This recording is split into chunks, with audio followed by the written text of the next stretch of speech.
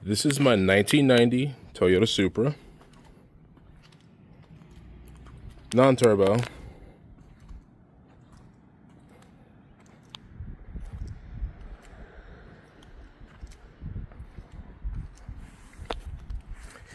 And with this car, I do plan on LS swapping it. Recently purchased an engine, an Lq9 for it, and I will be documenting the build, the swap, and adding more power to it. Currently, I did try to do a 1UZ swap on the car, so definitely it's definitely a mess in here. I try to do definitely try to do a 1UZ swap because I wanted to do a V8 in this car, and initially I wanted to keep it in the family, keep it Toyota, so I chose the 1UZ. However, as time went on, I kind of figured, and I did more research on the 1UZ, and I saw that it wasn't really going to be all that easy or cheap to add more power to it. That also, I had messed up in trying to undo the transmission from the undo the transmission from the engine, because I needed to tighten up the lines for the throwout bearing in the car, which also I was also at the same time trying to do a manual swap, so from an auto to a manual, and I was able to find a R154 from the turbo version of this car to put into it.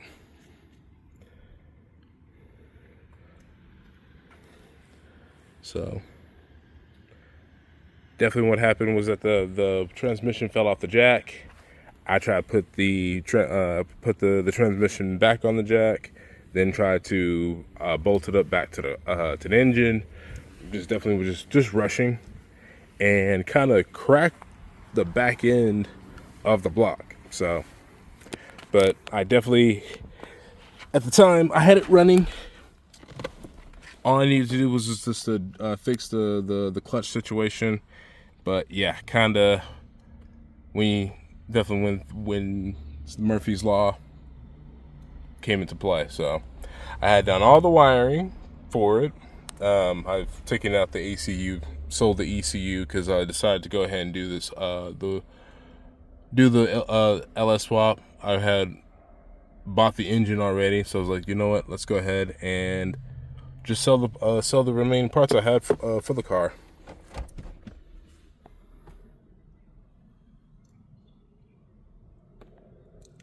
And I think that's not correct. When I had the car running with the engine, I could see that the speedometer was moving around. So definitely something was moving in the transmission that kind of changed up the mileage. So it may be like a mile, or maybe a mile or 5 off. So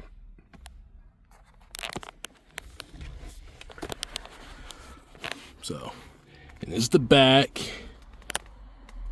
So messy, I know, but I plan on, as soon as I get this taken care of, as soon as I get this swap going, I'm gonna go ahead and clean this out. There are a couple things I do need to fix on the car. I do know that in the back, it suffers from the from that hatchback leak. I know what I need to do to fix that, and I will definitely need to employ the services of a auto glass shop, so they could undo the glass and reseal the dam and things like that, put some more sealant, and then of course order some new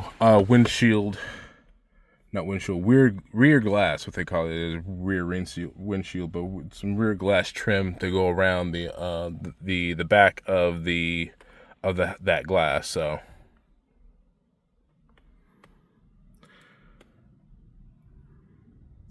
it is a sport roof, so I also did buy that tool to it was a wrench or whatever. I could undo the roof to take it off.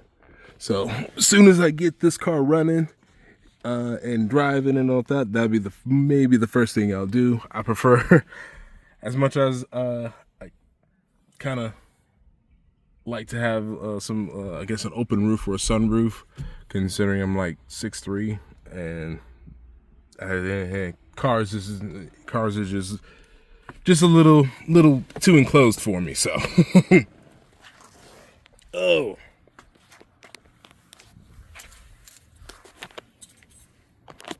also a funny story with this car.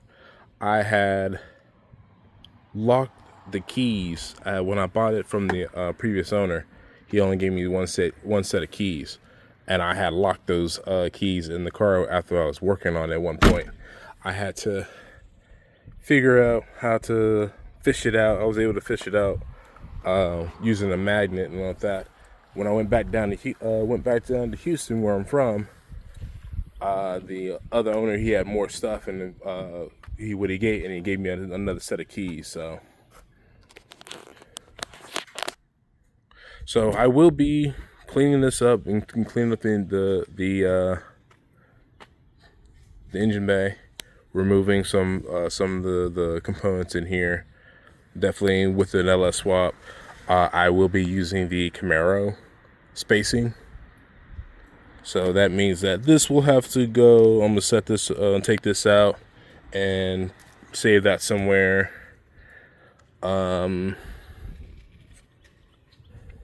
Need to do something with the TM system. I'll probably take that out as well, because they don't make those shocks anymore.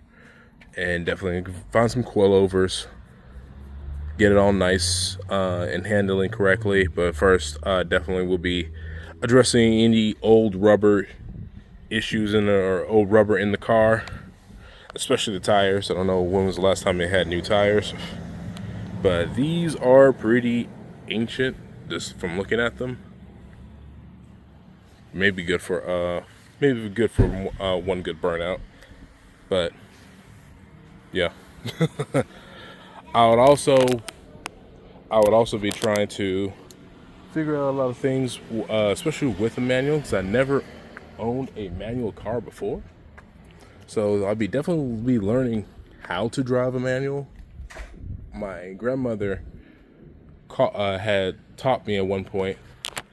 That was a long time ago, in her Chevy Colorado, and of course, with Gran Turismo, I try to practice in it as well. But definitely, being able to drive being able to drive this car as a manual versus an automatic would be a little bit more, a lot more fun for me, a lot more engaging. So, also, another thing I did try to do is swap over to some E-fans. These are the Mishimoto fans. Got them to work, got it to turn on and everything like that. But I wonder how they'll withstand a bigger engine. I definitely know that I'm have to remove that radiator. Maybe find an aluminum or a Kiorad radiator to put in here instead. So, and then definitely I had to install the clutch pedal, which I've already done. And that was interesting, have to contort myself into that area, to the footwell, to look down there and reach up and unscrew and screw things in and things like that. So as you see, yeah, clutch pedal's already in. I swapped out the automatic brake pedal that was in it. So that was fun. I'd done a lot of things for the car, replaced a lot of parts in the car, especially with my son when he was younger. He likes to come into when I had the Supra open or was outside more often. He came into the Supra, and then he broke this off. So I had to replace that. That was fun, but at least I got to explore a little bit more with the car. So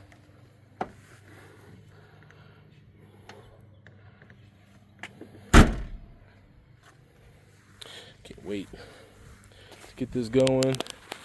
Going to have to look at see if I can find another door. As you see, it's kind of split. Get that repaired. Plan on definitely going to a body shop because of that. And then there's also this over here, this damage over here, and this definitely needs to be fixed. I think it's like it was pushed in or something like that. It needs to be pulled out, sanded, and like the rust removed and all that, and sanded and get it repainted.